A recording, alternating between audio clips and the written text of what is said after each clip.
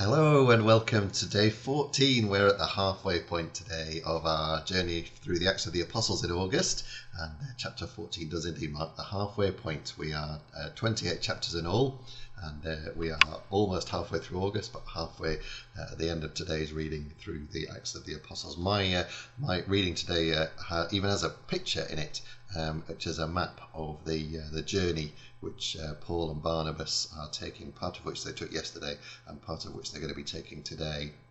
And reading from the Contemporary English version. It's a good reading version, one that's easy to read and tells the story, I think, quite well. And yesterday we had Paul and Barnabas talking to the synagogue in Antioch, and there was all sorts of ructions that were created there, but the followers in Antioch were very, very happy. And let's find out what happens next. Chapter 14. Paul and Barnabas spoke in the Jewish meeting place in Iconium, just as they had done in Antioch, and many Jews and Gentiles put their faith in the Lord. But the Jews who did not have faith in him made the other Gentiles angry and turned them against the Lord's followers. Paul and Barnabas stayed there for a while, having faith in the Lord and bravely speaking his message.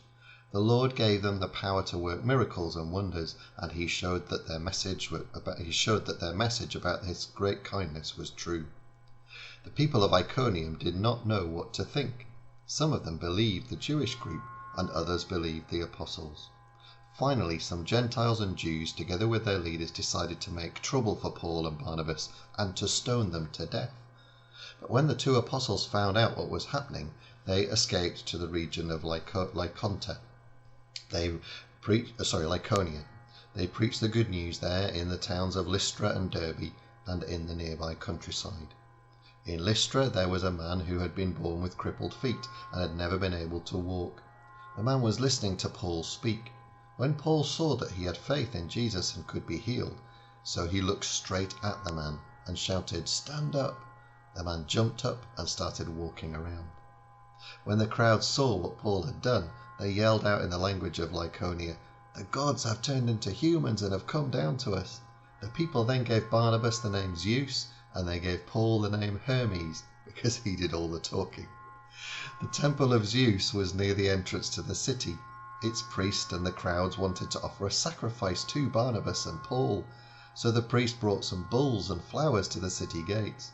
When the two apostles found out about this, they tore their clothes in horror and ran to the crowd, shouting, "Why are you doing this? We are humans just like you. Please give up all this foolishness. Turn to the living God who made the sky, the earth, the sea, and everything in them. In times past God let each nation go its own way, but he showed that he was there by the good things he did. God sends rain from heaven and makes your crops grow. He gives food to you and makes your hearts glad." Even after Paul and Barnabas had said all this, they could hardly keep the people from offering a sacrifice to them.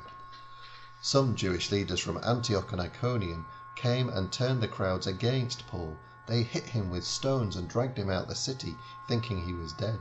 But when the Lord's followers gathered around Paul, he stood up and went back into the city.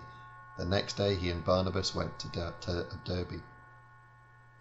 Paul and Barnabas preached the good news in Derbe and won some people to the Lord. Then they went back to Lystra, Iconium, and Antioch in Pisidia. They encouraged the followers and begged them to remain faithful. They told them, "We have to suffer a lot before we can get into God's kingdom." Paul and Barnabas chose some leaders for each of the churches. Then they went without eating and prayed that the Lord would take good care of these leaders. Paul and Barnabas went on through Pisidia to Pamphylia, where they preached in the town of Perga. Then they went down to Attalia and sailed to Antioch in Syria. It was there that they had been placed in God's care for the work they had now completed.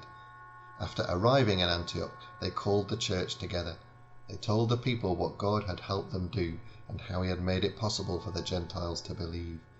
Then they stayed there with the followers for a long time. And that's the end of chapter 14. That's our halfway point reached. And again, just fascinating travels, isn't it? They're travelling quite large distances as well. My map shows that they are travelling quite a lot of the northeastern Mediterranean lands, and travelling all around, telling people and meeting people who want to listen and meeting people who don't want to listen, people who want them killed and people who stone them and drag them out of the city to be, left for dead, and all these different things that are happening. It is quite something. I love the way too that it's quite a roller coaster of a journey, but actually there are also times when it seems to take longer than in my mind I've thought of it taking before. So they just now they stayed for a long time with these people, and sometimes they stay for several weeks or months in places, and it's not quite the race around that it feels sometimes as you read it. But it's a high action book of the Bible, is the Acts of the Apostles, so it feels like it's all happening really, really quickly. But actually sometimes it happens over many months, weeks, days, years even, and fascinating. So there we are, halfway. Thanks for joining me through the first half. We're at chapter 14. Join me tomorrow as we enter the second half, and we'll begin chapter 15. Have a really good day today. All the very best. God bless.